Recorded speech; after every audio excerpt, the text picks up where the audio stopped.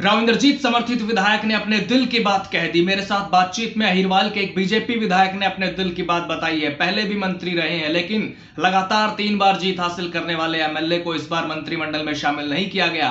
तो तीसरी बार बीजेपी की सरकार बनने के करीब 1 साल बाद मैंने विधायक ओपी यादव से बातचीत की कई मसलों पर, और इसी दौरान बातचीत में उन्होंने मुझसे अपने दिल की बात बताई, जो मैं आपको बताने वाला हूं। दोस्तों नमस्कार, मैं आपका यार जतिन पत्रकार। अहिरवाल के एक बीजेपी विधायक ने अपने दिल की बात बताई है मुझसे। राव इंद्रजीत के करीबी विधायकों में से एक ओम प्रकाश यादव की मैं बात कर रहा हूं, जो नारनौल से विधायक हैं और पूर्व मंत्री भी है।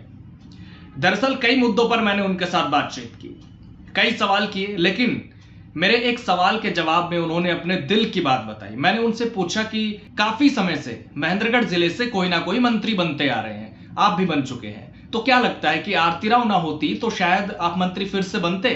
तो उन्होंने कहा कि देखिए, जिले से एक मंत्री बनना था और जिले में एक मंत्री आरती राव बन गई। अगर आरती राव इस जिले से नहीं होती तो शायद हमारा नंबर भी आ जाता। तो ओपी यादव का ये बयान मैं आपको सुनाता हूं, जो उन्होंने मेरे साथ बातचीत में दिया है। अच्छा, मैंने महेंद्रगढ़ जिले की एक खासियत कई सालों से मैं देखता आया हूँ। 2014 में रामविलास मंत्री, 2019 में आप मंत्री, 2024 में, हालांकि जब बीच में जेजेपी से गठबंधन टूटा आप लोगों का, तो वहां पे मंत्री अभय यादव, और उसके बाद 2024 में आरती राव। कहीं ऐसा लगता है कि अगर आरती राव ना होती तो शायद मैं मंत्री फिर से बनता? देखिए, जिले के अंदर एक मंत्री बनना था और जिले में एक मंत्री बहन आरती राव जी बन गई। अगर बहन आरती राव जी इस जिले से नहीं होती तो शायद हमारा नंबर आ जाता।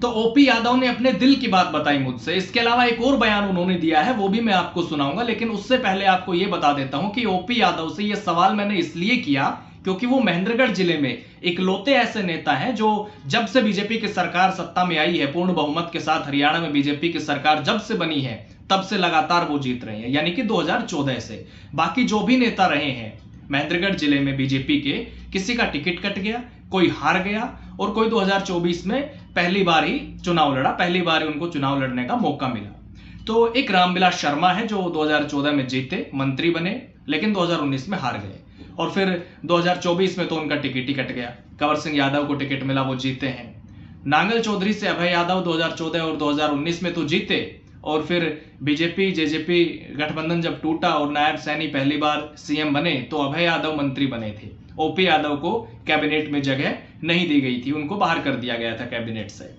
और 2024 में अभय यादव मंत्री रहते हुए हार गए।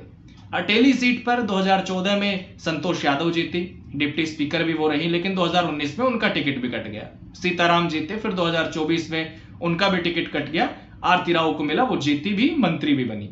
तो कुल मिलाकर महेंद्रगढ़ जिले की चारों सीटों पर इकलौते ओम प्रकाश यादव ऐसे नेता हैं बीजेपी के जिनको तीनों बार नारनौल से टिकट भी मिला और वो जीते भी, और 2019 में वो मंत्री भी बने। लेकिन बीजेपी जेजेपी गठबंधन जब टूटा और नायब सरकार पार्ट 1 का गठन हुआ, तब जरूर उनको मंत्रिमंडल से दूर रखा गया, कैबिनेट में शामिल नहीं किया गया। एंटी राव माने जाने वाले अभय यादव को उस समय मंत्री बनाया गया था महेंद्रगढ़ जिले से। तो ऐसे में ओपी यादव से इसलिए ही मैंने सवाल पूछा क्योंकि वो इस बार भी जीते हैं। तो उन्होंने अपने दिल की बात बताई, जो मैंने आपको सुनाई।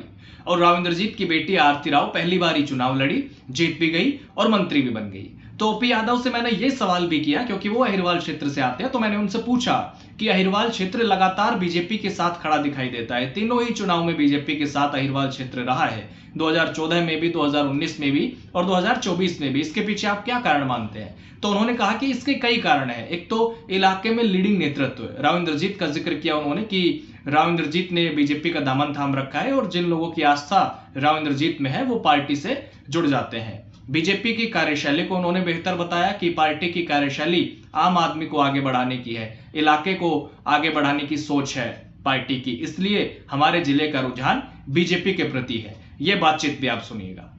अहिरवाल में ऐसा क्या है कि आज बीजेपी के साथ पूरा अहिरवाल क्षेत्र है? क्या मानते हैं आप?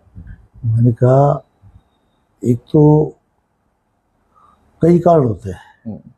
इस इलाके का लीडिंग नेतृत्व राव इंद्रजीत सिंह है। राव इंद्रजीत सिंह ने भी भारतीय जनता पार्टी का दामन थाम रखा है। इससे लोगों की आस्था जिनकी राव इंद्रजीत सिंह में है वो सीधी जुड़ जाती। दूसरा, भारतीय जनता पार्टी की कार्य करने की जो शैली वो आम आदमी को आगे बढ़ाने का, आम आदमी का काम करने का, इलाके को आगे बढ़ाने की सोच का, देशभक्ति के प्रति अपनी प्रतिबद्धता, इन सब को देख करके हमारे जिले का रुझान भारतीय जनता पार्टी की तरफ। तो ओम प्रकाश यादव ने खुलकर अपनी बातें कही, अपने दिल की बात भी बताई उन्होंने। और अहिरवाल क्षेत्र बीजेपी के साथ खड़ा दिखाई भी देता है, जो नतीजों में दिखा भी है पिछले 3 चुनावों में। 2014 में तो कांग्रेस का सुपड़ा ही साफ हो गया था, अहिरवाल की सभी 11 सीटों पर बीजेपी ने जीत हासिल की थी। 2019 में 11 में से 8 सीटें बीजेपी ने जीती थी और 2024 में भी 11 में से 10 सीटें बीजेपी के झोले में गई है। इसलिए कांग्रेस भी अब अलर्ट हो गई है और अहिरवाल में खुद को मजबूत करने के लिए इसी क्षेत्र के नेता को प्रदेश अध्यक्ष भी बनाया है हाल ही में, पूर्व मंत्री राव नरेंद्र सिंह को। और खास बात यह है कि वो ओपी यादव के खिलाफ ही चुनाव लड़ते रहे हैं नारनौल से। ओम प्रकाश यादव और राव नरेंद्र का 3 बार आमना सामना हो चुका है अब तक और तीनों ही बार राव नरेंद्र को हार का सामना करना पड़ा है। खैर, आप अपनी राय जरूर दीजिएगा। कमेंट बॉक्स के दरवाजे हमेशा की तरह आज भी आपके लिए खुले हुए हैं। बताइएगा, क्या अहिरवाल क्षेत्र में कांग्रेस अब मजबूत होगी? राव नरेंद्र को कमान सौंपने से कुछ फर्क पड़ेगा या फिर बीजेपी का वर्चस्व ही इस इलाके में कायम रहेगा? नमस्कार।